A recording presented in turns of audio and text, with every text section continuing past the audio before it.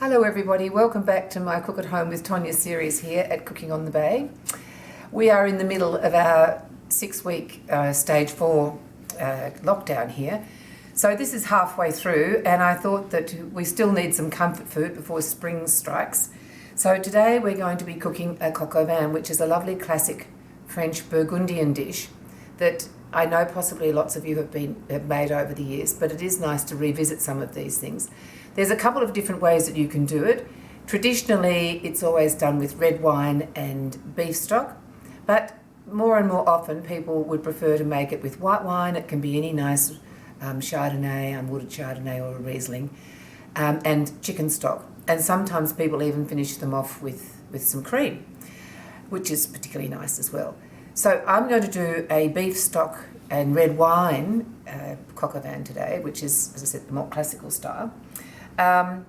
Now, in the old days, they used to have very old cockerels. When they would be no further use to them in the farmyard, they would decide to throw it into their stock pot. And so they tended to marinate it because that made it more flavoursome and it tenderised it. Now these days we don't need to do that because our chickens are so beautiful, they're young and fresh and they don't need marinating. However, I have decided to marinate it just to give some flavour and to get some interesting flavours into the vegetables as well. So the marinade here is red wine. It is a whole bottle of red wine. It's got carrot, celery, onion and garlic in it, and about halfway through I did roll it over and you can see there that it's got lovely colour. Now when I bring my chicken, as with most things, when I bring them home from the market, I always take them out of their plastic bags and I wipe them well. These chicken, for instance, I salted, wiped well, salted and stored in this plastic container until I wanted to use it for make the marinade. So last night I made the marinade and it's simply a matter of putting the wine and the vegetables in together, bringing it to a simmer for 5 minutes, waiting for it to cool, and once it's cool, you then put it over the chicken and you put it to one side. When it's cold, you can put it in the fridge and leave it there until you're ready to cook it. Bring it back to room temperature before you cook it. So when I remove the chicken from the marinade now, I'm going to pat it dry very well and I'm going to strain it, the vegetables and the marinade in the stock into here.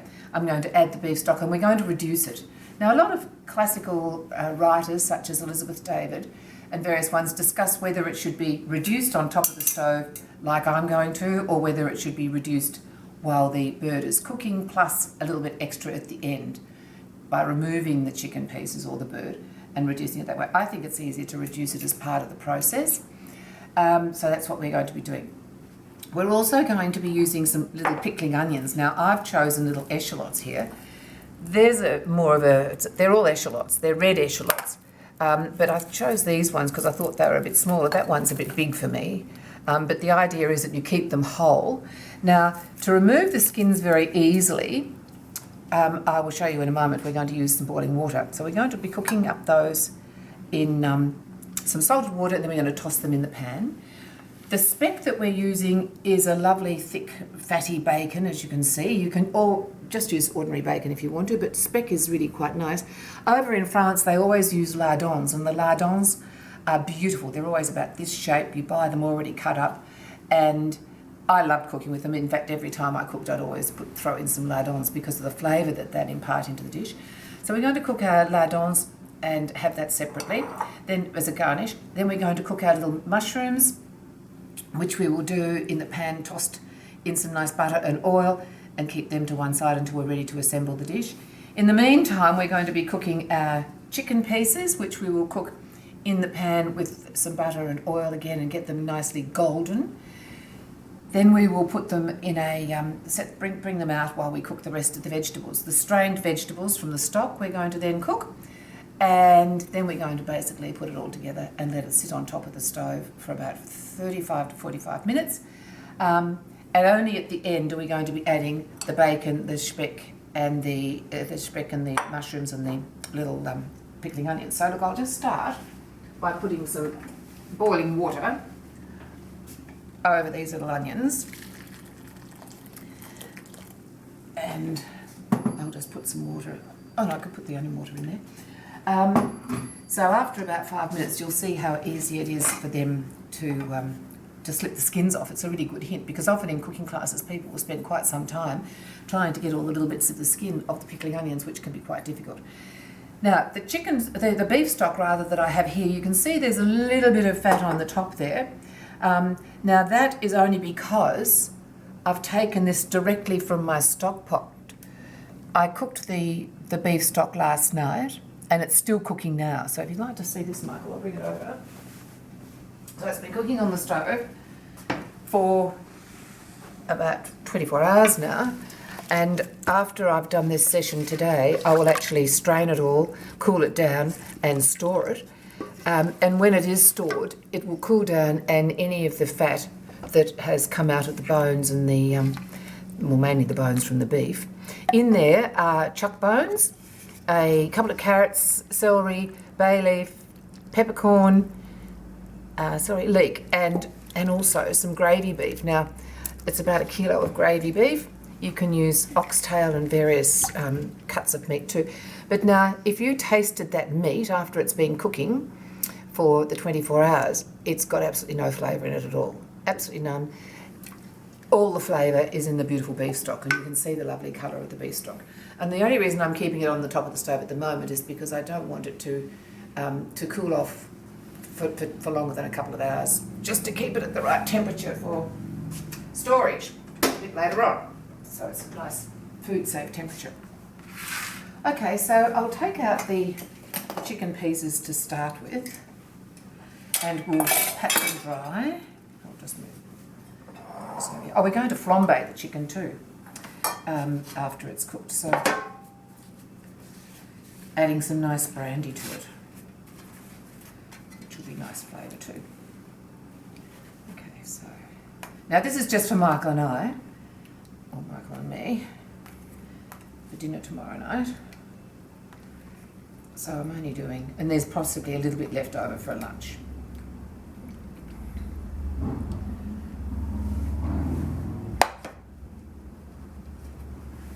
One more in there, I think.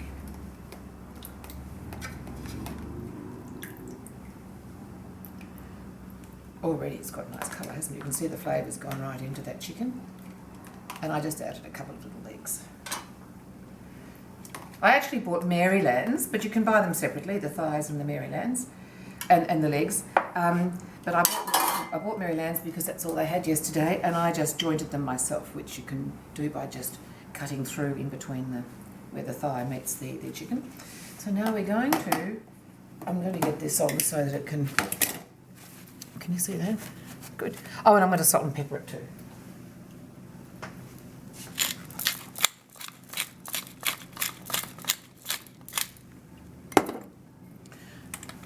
Now, I don't think I mentioned, but when I come home from the market, I do store my chicken and my meat too in containers such as these. I always take it out of the plastic bag, and I do pat it dry and I do salt it. Okay, I salt it really well so that you start the flavouring of the meat during that process. Okay, so it's being salted while you wait until the time you're ready to cook it, which could be a day or so.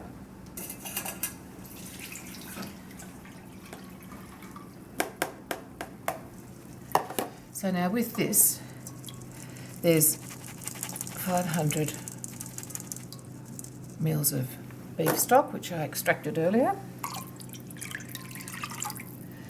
And as I said, because we're cooking this tomorrow, we're going to eat it tomorrow rather, we're going to cook it now, eat it tomorrow,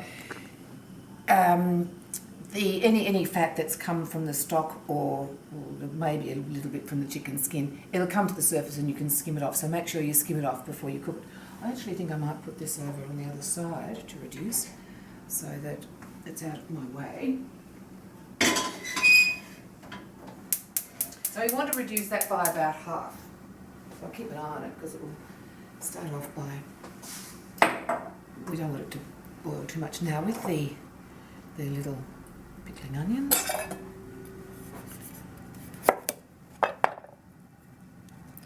just slip the skin off. It comes off so easily.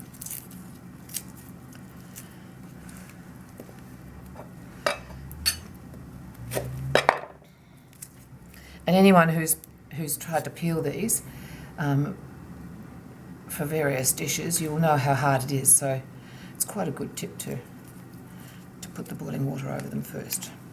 Okay, so now you can see there's salt in there, so I'm going to put the salted water in.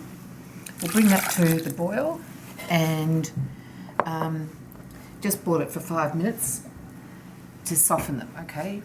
I might take a couple of them out earlier because a couple of them are small. That big one will need a little bit extra.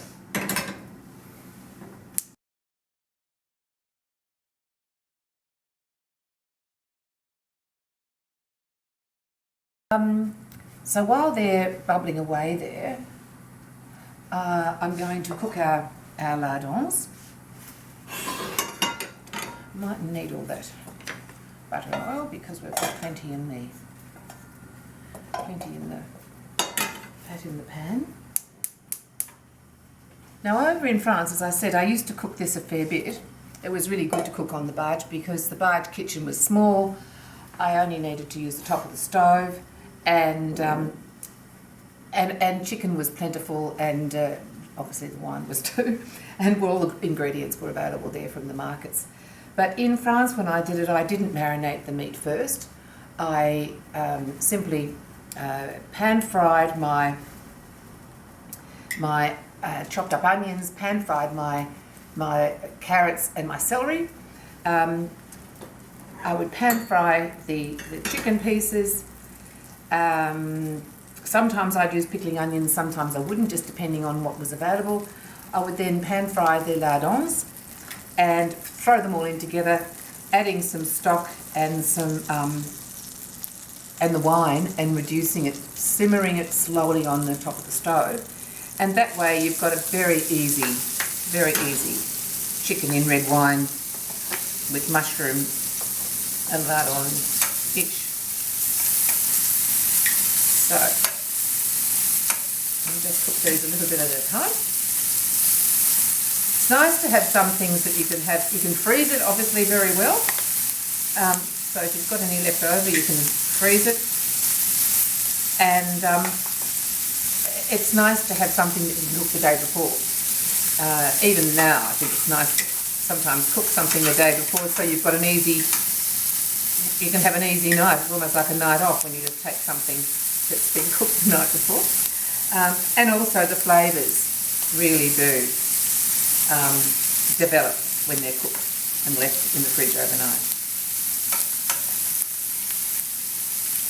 So if there's enough lovely bacon fat in here, we'll keep that and use it for cooking our chicken. Now I'm going to take out these little ones. Let's get a little bowl. Oh, perhaps I can take out the tiny little one and this little one.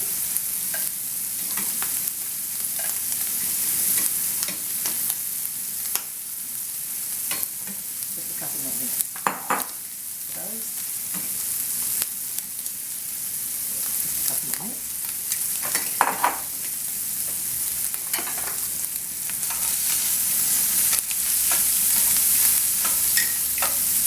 Nothing better than cooking with bacon, is there?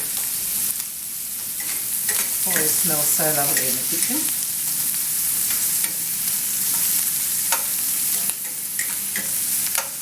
Just take that lid off, that's what we're going to cook the chicken in.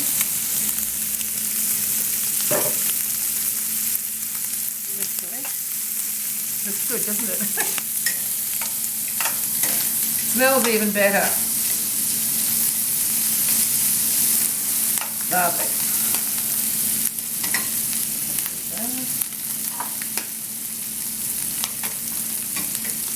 So all these things are going to be cooked in the pans with the bacon dripping, the bacon fat. It's going to be cooked with a little bit of the chicken flavouring from the when we cook the chicken. It'll have the flavouring from the flambe of the brandy. And all of these are just adding to the lusciousness of this dish. And with the beef stock, it is quite luscious.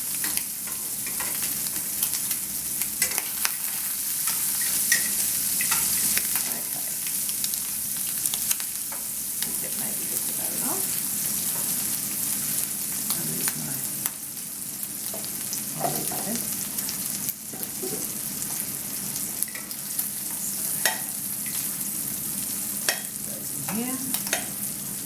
I'm intentionally not draining these because I don't want to lose any of that lovely flavour from the bacon. We'll try and leave the fat in the bottom of the pan. Okay, right, well, now cook these. You may add a little bit more butter and some olive oil.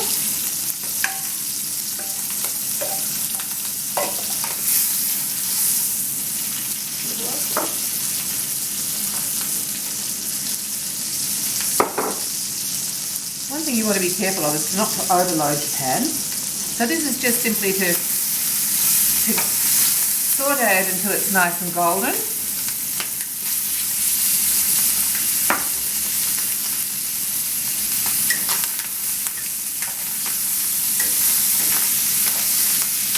One more.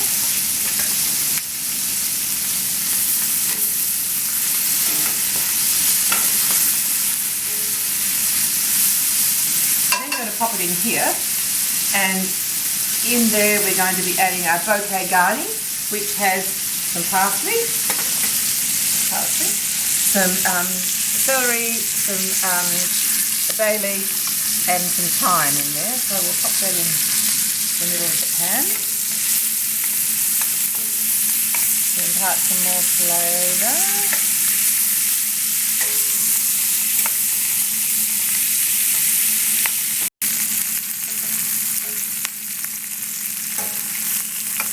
Just getting some nice colour on the skins of the chicken.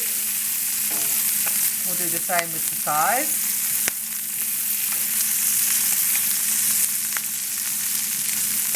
And we'll heat up the brandy.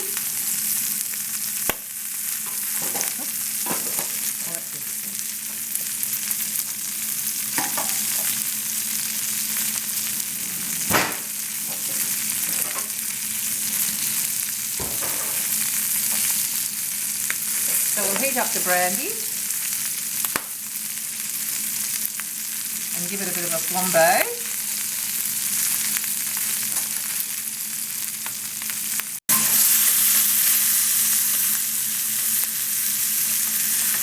So now the flavours from this sautéing is just delicious, and I'll just quickly show you the stock reduction. The stock reduction is going well too. You can see how much it's reduced, and the flavour from the wine and the beef stock is just delicious.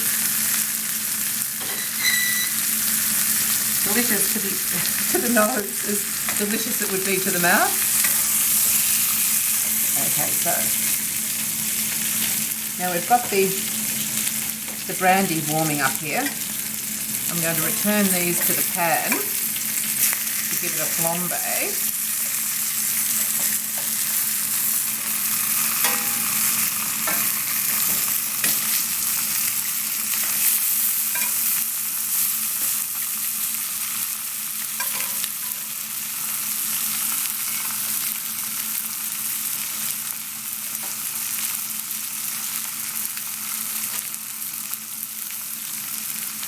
Oh, can you see that, Michael? Oh! Can you see that?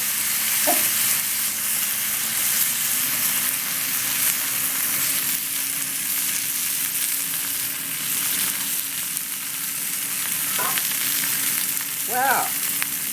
It always adds a little bit of excitement, doesn't it? I think it's fair too. Woo!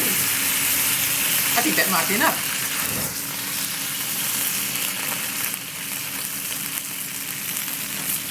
Good. So, it's enough excitement for me today. We'll put our chicken in there.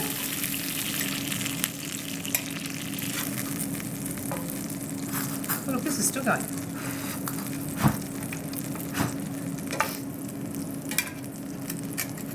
Put our little bouquet garni in the middle. Let this guy burn off over here. Sorry to set the kitchen on fire. And I'm going to add all of this to my pan here. Look how rich that is. See the the rich glossiness of that beautiful sauce from the lardons and the chicken.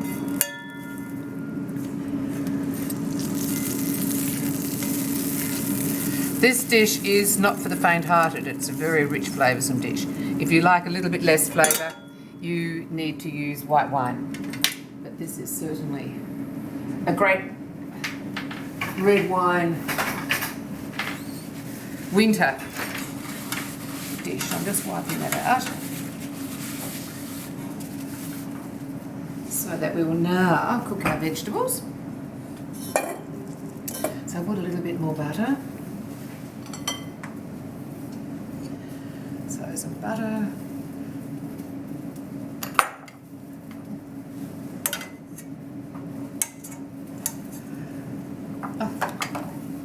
Butter. A little bit of oil. Turn the pan on again.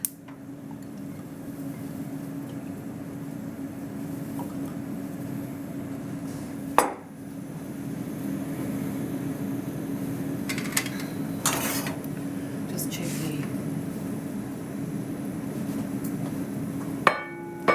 the reduction over here.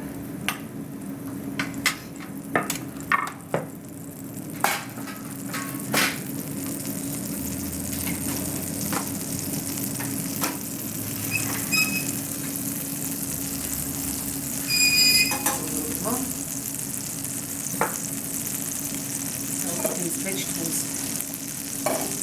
in there.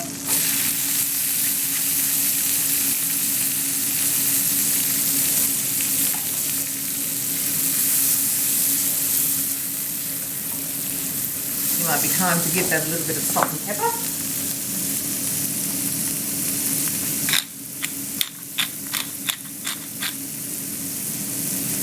Remembering that the lardons have add a lot of salt to this, and we did salt and pepper the chicken before we marinated it as well.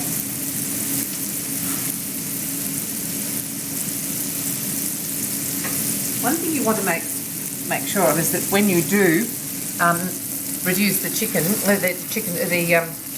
this wine and the beef stock, that you don't reduce it too much, because otherwise you'll end up with not enough stock to cover and braise your dish here. So when we've done this, we will put the mushrooms in.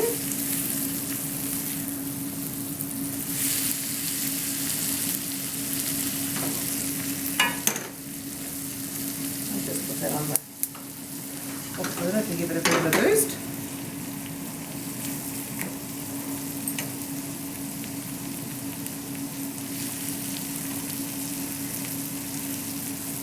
This is just to add a little bit of flavour to these vegetables. Pan fry them, and they're going to be cooking and simmering again with the stock and the wine reduction.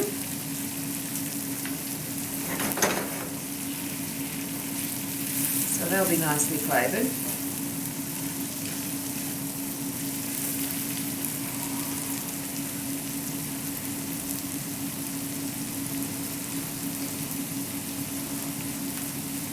We'll get our pan ready for the mushrooms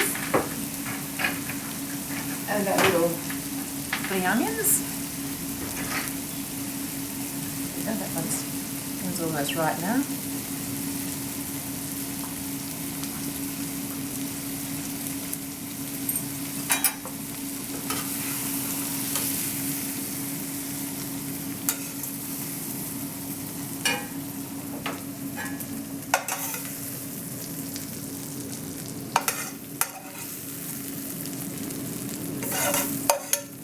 Reserving a little bit of our butter and oil.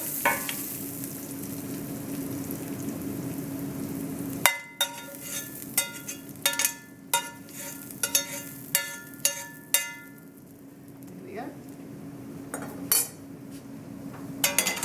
So we'll put in a little bit more of our butter.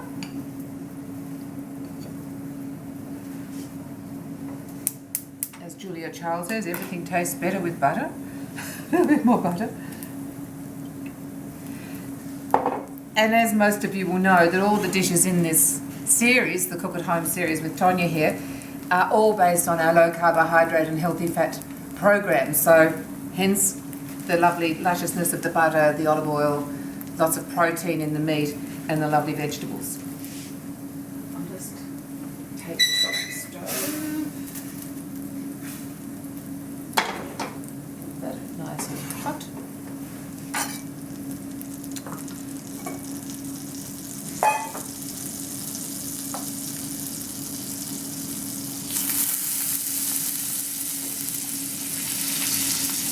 Now these are actually the finishing off garnish. These onions are pretty well cooked now. All they need is some colour. I might nestle the big one in to the casserole so that it does cook a little bit more because it is so big. But these little ones we don't need to cook much more.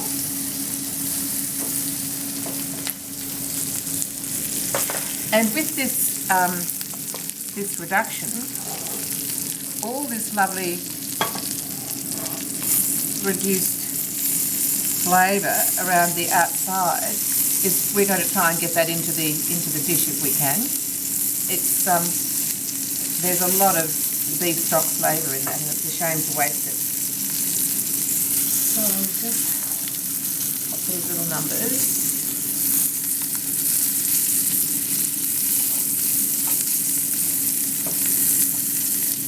Go in at the end.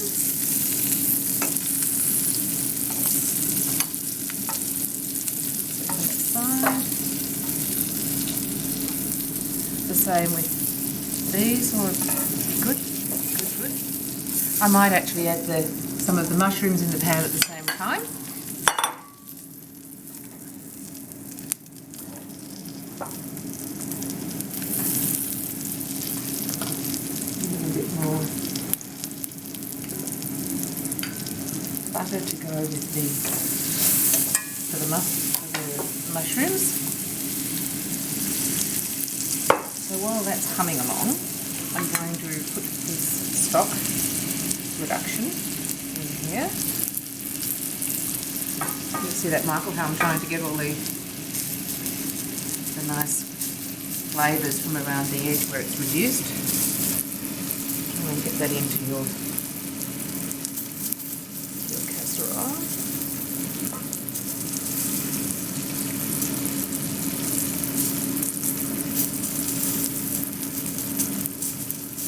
As much as you can without making a mess of your stove.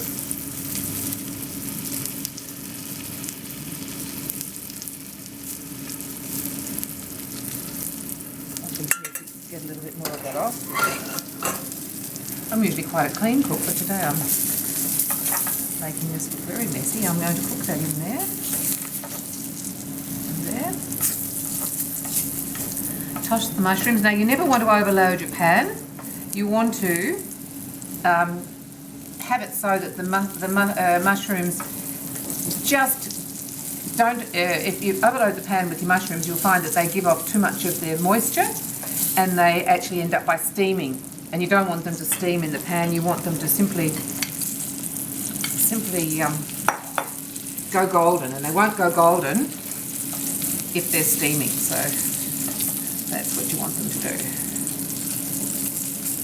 A little bit at a time. So it's these little steps that take a little bit longer, but they're well worth it in the end because of the lovely results that you get.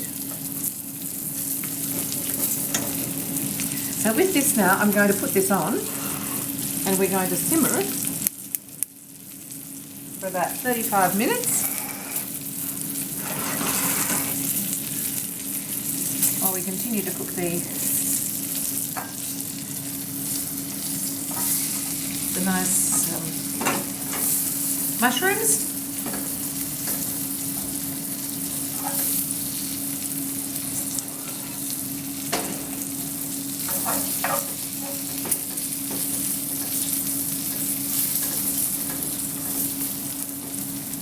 I'm going to put the lardons in here too,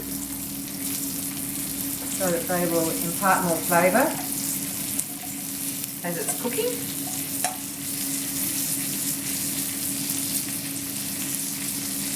We'll take out the bouquet garni to serve it when it's ready.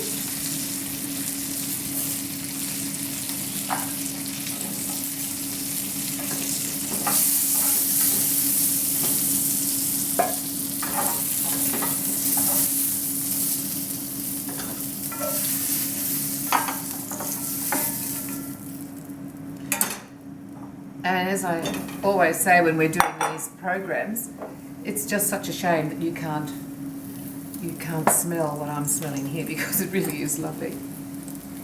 So a nice hot pan, as you can see, sizzling butter and olive oil. Continue cooking these and add them to the pan when we're finished. So I'm going to put the lid on that.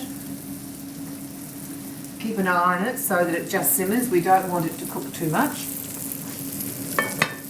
So, as you can see, there's just a nice amount of juice there, which is a lovely, thick, luscious sauce. It'll thicken up as it cools down overnight, but we have to get it totally cooked first. Just a bit more butter.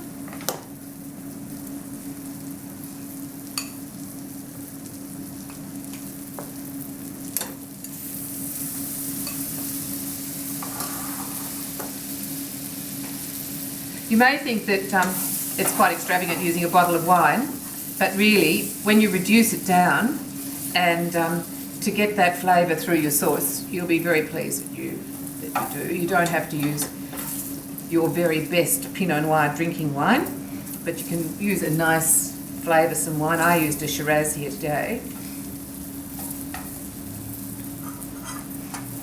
So we'll just toss these around. Keep an eye on this so that it doesn't go beyond simmer. It's just starting to do that now, so I'm going to turn it down. Can you see that, Michael? It's starting to have a nice little simmer there. I'm going to scrape this pan here with a little bit of the stock. Can you see this one here? I'm going to put a little bit more stock in there, scrape that round to get that lovely flavour from the edge of the pot, and I'm going to put that back in my stock pot. So we'll see you back here in about 25 minutes. Okay everyone, I've just taken out the chicken pieces and the onions and nestled them in the pan here. I've checked it with the 2-pronged fork, and you can see how beautifully tender that is. It's just really lovely. So that's all going to be good. And so now we're just going to put over the vegetables and the lovely sauce. Nestle in the little onions and the nice mushrooms. I'll put those in first before I put the sauce on. In fact, I might put them in there just to give them a bit of gloss.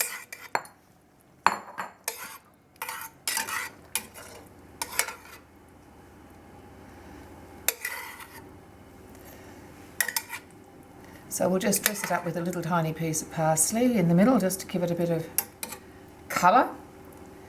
Mind you, there's a lot of colour in this, as you can see, with that lovely red wine and the mushrooms. Now to serve it, I often like to serve it with some beans, some green beans, steamed green beans.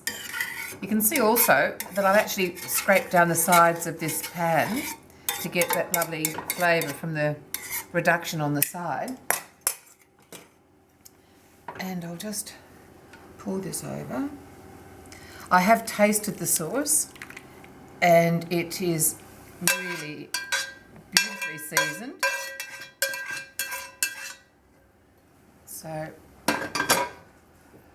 there we have something that you can take proudly to your table and serve. And I've got some on the side here. I've got some broccolini and some little tiny toms and some nice mini capsicums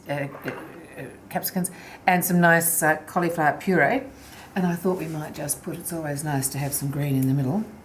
So nice leaves of parsley. So take to the table, and you've got a lovely hearty, beautiful coq au vin that I think you'll love to make, and you'll certainly enjoy eating it. So there's our lovely coq au vin with our vegetables, which I'm going to steam and toss in the wok. But I just thought you may be interested. I did actually remove the bones from our beef stock. I discarded the vegetables and the gravy beef because there was no goodness left in those. All the goodness is left in the stock. And I have just put the stock into these containers, which is what I will actually freeze it in these containers. It's cooled down perfectly. You will find that there's a little bit of fat that comes to the surface when I put it in the fridge overnight before I freeze it. I'll remove all of that. But that is a lovely, luscious beef stock, which is really quite integral to your lovely coq au vin. As we have this left over, I thought it might be very nice to cook a beautiful French onion soup, which is what we'll do sometime soon. So I hope you'll join me then. Bye-bye now.